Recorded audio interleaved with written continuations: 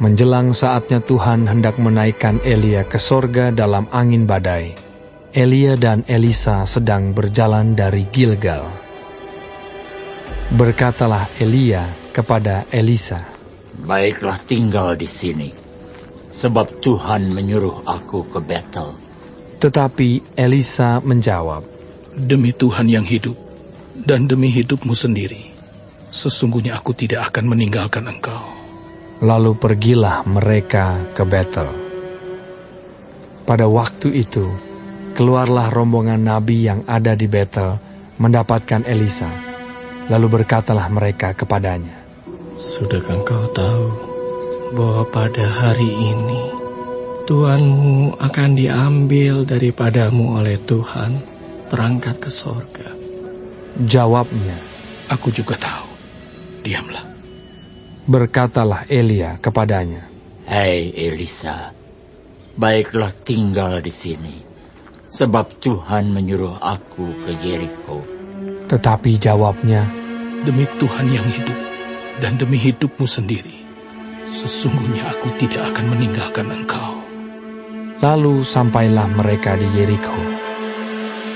Pada waktu itu, mendekatlah rombongan nabi yang ada di Yeriko kepada Elisa serta berkata kepadanya, "Sudahkah engkau tahu bahwa pada hari ini Tuhanmu akan diambil daripadamu oleh Tuhan, terangkat ke sorga?" Jawabnya, "Aku juga tahu. Diamlah." berkatalah Elia kepadanya, "Baiklah tinggal di sini, sebab Tuhan menyuruh aku ke sungai Yordan." Jawabnya, "Demi Tuhan yang hidup, dan demi hidupmu sendiri, sesungguhnya aku tidak akan meninggalkan engkau." Lalu berjalanlah keduanya. 50 orang dari rombongan nabi itu ikut berjalan, tetapi mereka berdiri memandang dari jauh ketika keduanya berdiri di tepi sungai Yordan. Lalu Elia mengambil jubahnya, digulungnya, dipukulkannya ke atas air itu. Maka terbagilah air itu ke sebelah sini dan ke sebelah sana, sehingga menyeberanglah keduanya dengan berjalan di tanah yang kering. Dan sesudah mereka sampai di seberang, berkatalah Elia kepada Elisa, "Mintalah apa yang hendak kulakukan kepadamu, sebelum aku terangkat daripadamu." Jawab Elisa, "Biarlah kiranya aku mendapat 2 bagian dari rohmu." Berkatalah Elia, "Yang kau minta itu adalah sukar.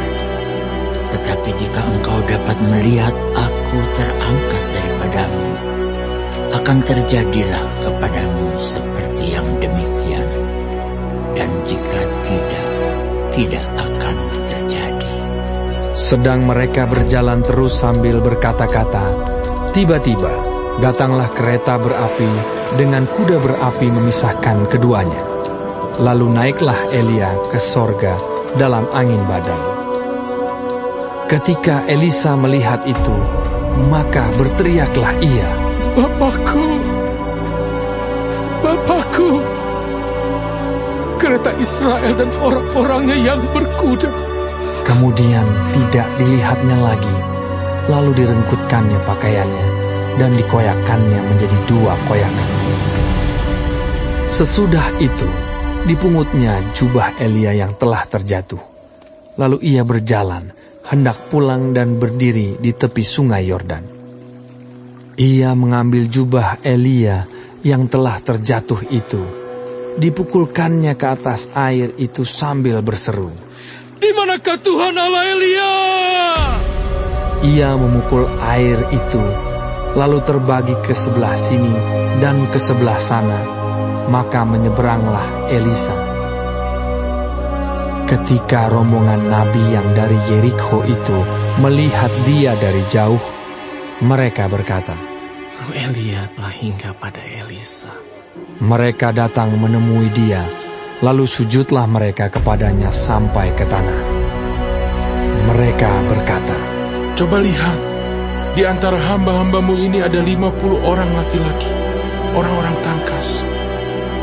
biar mereka itu pergi mencari Tuhanmu.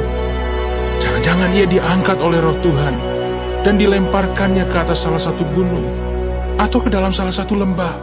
Elisa menjawab, Janganlah suruh pergi.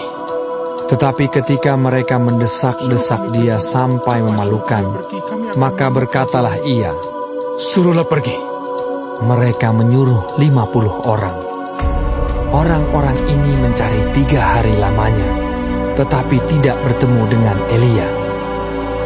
Ketika mereka kembali kepada Elisa yang masih tinggal di kota Yeriko, berkatalah ia kepada mereka, Bukankah telah kukatakan kepadamu, jangan pergi? berkatalah penduduk kota itu kepada Elisa, Cobalah lihat, letaknya kota ini baik, seperti Tuanku lihat. Tetapi, airnya tidak baik, dan di negeri ini sering ada keguguran bayi. Jawabnya, Ambillah sebuah pinggan baru bagiku, dan taruhlah garam ke dalamnya. maka mereka membawa pinggan itu kepadanya. Kemudian pergilah ia ke mata air mereka dan melemparkan garam itu ke dalamnya, serta berkata, Beginilah firman Tuhan, telah kusehatkan air ini, maka tidak akan terjadi lagi olehnya kematian atau keguguran bayi. Demikianlah air itu menjadi sehat sampai hari ini, sesuai dengan firman yang telah disampaikan Elisa. Elisa pergi dari sana ke Betel, dan sedang ia mendaki, maka keluarlah anak-anak dari kota itu, lalu mencemoohkan dia serta berseru kepadanya.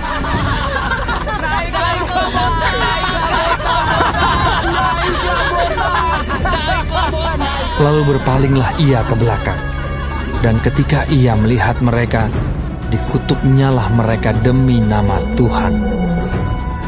Maka keluarlah 2 ekor beruang dari hutan, lalu mencabik-cabik dari mereka 42 orang anak.